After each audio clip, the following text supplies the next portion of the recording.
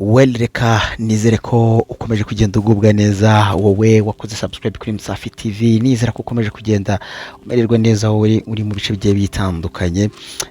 Hanyuma kuri breaking news nuko uwitwa Teta Sandra imodoka ye yamaze kuba yamenagurwa nyuma yuko hongeye kuza uruntu mu mubano we n'umugabo we Weasel. Ibi turaza kuza tubigarukeho byimbitse, hanyuma turaza kuza none turebere hamwe ibiri kuvugwa ku mupasiteri w'imyaka 36. Uyu akaba akurikiranyweho gusambanya umwana w'imyaka 16 mu cyumba cy'amasengesho hano ni mu gihugu cy'u Rwanda. Hanyuma turaza kuza n'ubundi twikoze mu gihugu cya Uganda, turebere hamwe ibyo witwa Lady Mariam wamenyekanye muri ndirimbo ya Tindatine yatangaje ko yamaze ko yatangaza ko ashaka umugabo w'umukire wo kumurongora. Gayo nguko reka ngo hikaze mu buryo burambuye tuza tunonosora tuvuga kuri aya makuru kugira ngo tubashe kuba twajyana neza gatanu kuri gatanu. Mu karere ka Rubavu ni mu gihugu cy'u Rwanda, pasiteri w'imyaka 36 akurikiranyweho gusambanya umwana w'imyaka 16 mu cyumba cy'amasengesho. Ubushinjacyaha ku rwego rwisumbuye rwa Rubavu burakurikiranye umugabo w'imyaka 36 uzwi nka pasiteri ukekwaho gusambanya umwana w'umukobwa w'imyaka 16 mu cyumba cy'amasengesho.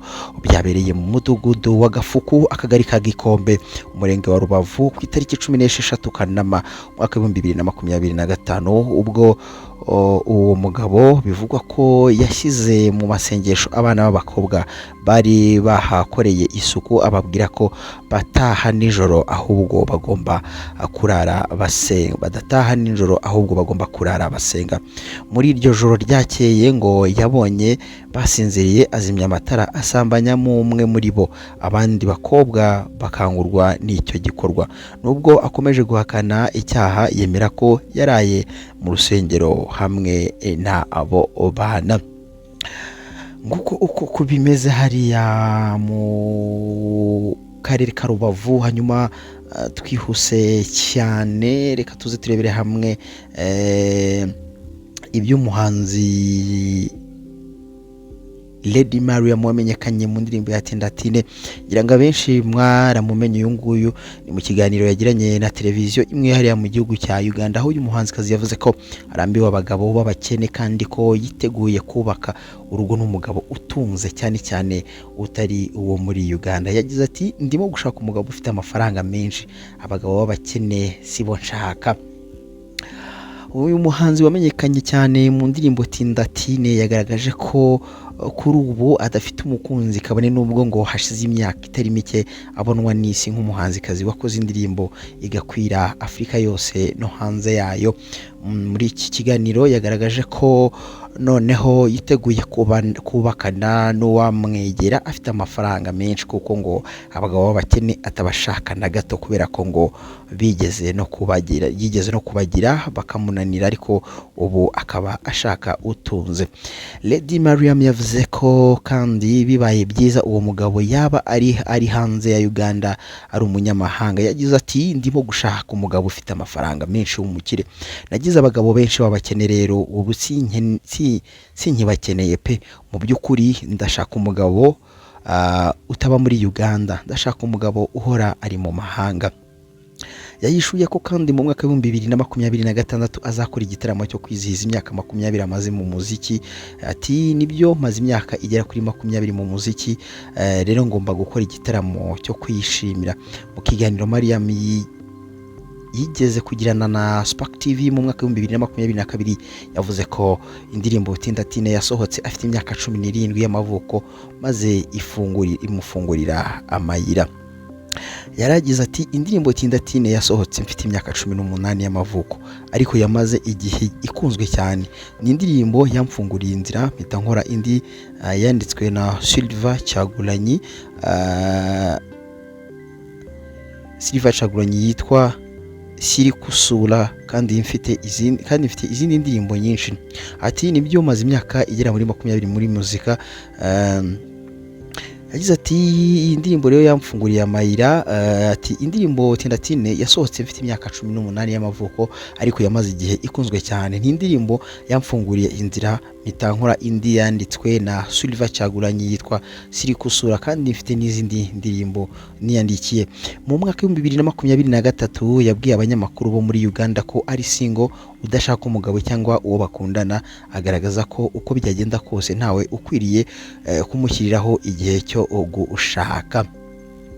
Ayo niyo makuru yo kuri Lady Mariam wamenyekanye mu ndirimbo Tindatine. Nizo breaking news twatugufitiye. Hanyuma nyuma y'amasaha make hagiye hanze amashusho Teta Sandra ashwana n'umugabo we Weasel, imodoka ye yamaze kuba yamenagurwa. Ni ku mugoroba w'ejo hashize ku wa mbere nibwo hagiye hanze amashusho yo mu rugo rw'umunyarwandakazi uzwiho gutegura ibitaramo Teta Sandra na Weasel hongeye gushya barimo gutongana cyane. Teta yagaragaye afite icupa asa n'ushaka kuri kubita Weasel ariko baramufata. Uyu Teta Sandra akaba yararimo aravuga mu ijwi ry'umujinya mwinshi ati namukoze iki. Byumvikana ko uyu muryango biragoranye. Nibuka neza ko mu minsi ishize Teta Sandra yatangaje ko abanye neza na Weasel nyuma yuko amaze kumugonga. Aravuga ati nubwo nge mbanye nawe, ati tubanye mu bice bibiri bitandukanye, ati mufata nk'umugabo wanjye, kuri ndi ruhande nkamufata nk'umuhanzi mbere manager. Atari ko ku ruhande rw'uko mbere uyu mugabo ati ntabwo byoroshye kubana n'uriya muntu, ati bisaba kwihangana. Iyo ugerageje kumva ibyo Weasel yavugaga ko uyu mugore we babyaranye abana 3 nyuma yuko Sandra amugonze akamugonga amaguru atajya mwitaho. Ati umunyarwandakazi aranyisha, kuva yangonga ntanyitaho, mutwara umunyarwanda wanyu. Muri Nyakanga umwaka wa 2025 nkuko nabikubwiye nibwo Teta Sandra yagaragaye ku mashusho agonga umugabo we Weasel ku bushake ndetse agahita ajyanwa mu bitaro. Uyu akaba yaragize ikibazo ku kuguru, barakubaga bashyiramo n'ibyuma. Ni mu gihe Sandra we yajyanywe kuri polisi ariko Weasel amusabira imbabazi, ashaka ko nyine yasubira mu rugo kwita ku muryango ndetse no kwita ku mugabo we muri rusange. Ibi ngibi rero ntihaciye kabiri, ejo bundi hagaragaye amashusho Teta Sandra afite icupa ashaka kurikubita umugabo we Weasel.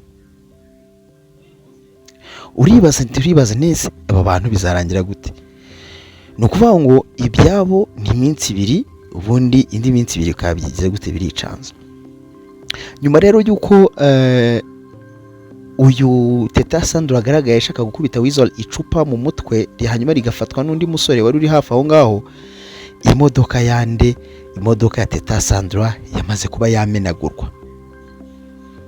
Abantu bari banese ibi ntaho bifitanye, nta sano bifitanye.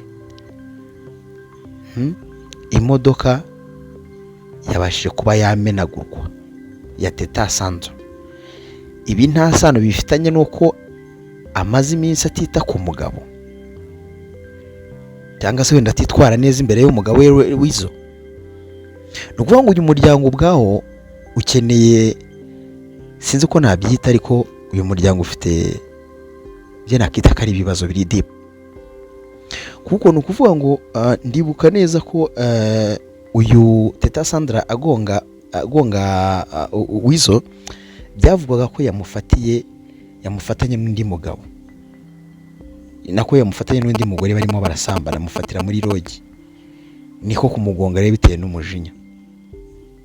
None si y'inshuro ho bapfuye iki? Kuko nyuma bakimara kumugonga Weasel yasubiye mu buzima busanzwe, ariko Weasel akaba arimo aratabaza avuga ati umunyarwandakazi wanyu mumujyane atazanyica.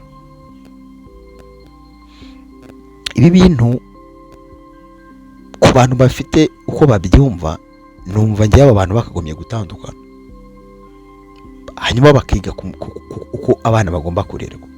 Kuko bitihi tuzajya kubyuka tumve nti umunyarwandakazi Teta Sandra yapfiriye Bugande yishwe n'umugabo we Weasel, cyangwa tujye kuba nti Weasel yishwe n'umugore we Teta Sandra.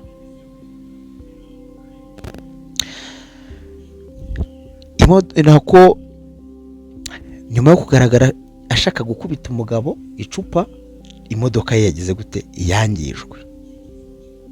Yangijwe nande? Byakozwe nande?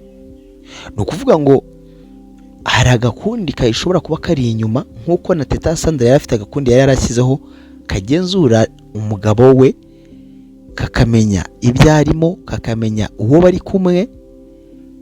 Ndibaza nashidikanya ko na Weasel afite agakundi gashobora kuba kari inyuma y'umugabo. Yes, agakundi kari inyuma ya Weasel gashobora kuba kangije imodoka yande ya Teta Sandra. Exactly, birumvikana ko nta rukundo rurimo, nta n'ubumwe burimo. Nimba koko abantu mu kwezi kumwe bashwana inshuro 10, ibi ntaho bigana. Numva rero nge bakagombye gutandukana, bagasigarira kuguhuriza ku bana, bakamenya ko abana bagomba kwiga no ko bagomba kubaho. Hanyuma yababona no ko Teta Sandra agumya kumubera manager, ibyo bikagumaho. Ariko kuba umugore n'umugabo byo bigahagarara, kuko finally bizarangira rwose umwe yisha undi. Ndibuka neza igihe Weasel yigeze kubita Teta Sandra, ntaho bitageze kuko yari yaramwangije isura cyane. Nawe ahita agaruka aramwishyura, amuvuna amaguru. Nyuma yo kumuvuna amaguru aragarutse nanone ashatse kumukubita icupa mu mutwe, nawe noneho ahise haza indi skendo yuko imodoka ye yabashe kuba yamenagurwa. Ahangaha ariko ntabwo twahita tujudging, ahubwo turamaze ese imodoka yari irihe mbere yuko imenagurwa, nyuma yuko imenagurwa se ahubwo, cyangwa mbere yuko imenagurwa Weasel yari arihe, kugira ngo tuze kumenya nimba koko Weasel abifitemo uruhare ko imodoka y'umugore we yangijwe. Eske imodoka yari irihe, Weasel yari arihe mu gihe imodoka yangizwaga? Sibyo? Kuko nimba Weasel agira haca bugufa, kuko urumva hari aho bivuga ko nta kibazo bafitanye, ariko birumvikana ko harimo ikibazo. Nimba yishaka bati jewe ni mumfashe mutwara umunyarwandakazi wanyu, birumvikana. Ariko se nibige ku kibazo cy'abana, barebe mu mitungo Weasel afite, bamenye imitungo igomba guhabwa abana, hanyuma abantu babatandukanye mu buryo bwemewe n'amategeko, babatandukanye. Kuko nihatagira igikorwa, Weasel azatakaza ubuzima cyangwa Teta Sandra ahatakariza ubuzima. Aho ni kuri side yanjye, iyo ni kuri side yanjye. Wenda nawe ufite uko byumva, uko ntabwo tuzi ibintu kimwe, ariko njye nuko mbyumva. So reka nkwifuze komeza kugira ibihe byiza cyane. Njye nk'uko bisanzwe nitwa Tiger Yosafi. Njye mba ngenda ngutegura amakuru yakomeje kugenda acicikana ku binyamakuru bigiye bitandukanye, kugira ngo ukomeze nyine ugubwe neza, kandi ibintu bikomeze kugenda bigenda neza cyane kabisa, we utagira irungu. Njye mama ari ku bwawe bro, njye mama ari kugira ngo utegure amakuru menshi agiye atandukanye, ibintu bibashe kuba byakomeza kugenda neza cyane. Hanyuma wowe utarakora subscribe, reka ngusabe gukora subscribe, like na share, kugira ngo ukomeze kujya enjoying ibiganiro byacu. Hanyuma mu yandi makuru akomeje kugenda acicikana ku mbuga nkoranyambaga zitandukanye, no kwitwa Felix Perezida Tshisekedi yongeye gushinja u Rwanda kugira imigambi yo gutwara abaturage ba Kongo ndetse no gushyigikira M23, aho yasabye ko rufatirwa ibihano. Ibi yabitangarije i New York, aho yitabiriye inteko rusange y'umuryango w'abibumbye. Anavuga ko amasezerano y'amahoro yasinywe hagati y'impande zombi atari kugerwaho kubera ko ngo u Rwanda rukomeje kuyadindiza. Mu yandi makuru, Lionel Messi yashimiye Ousmane Dembele wegukanye Ballon d'Or.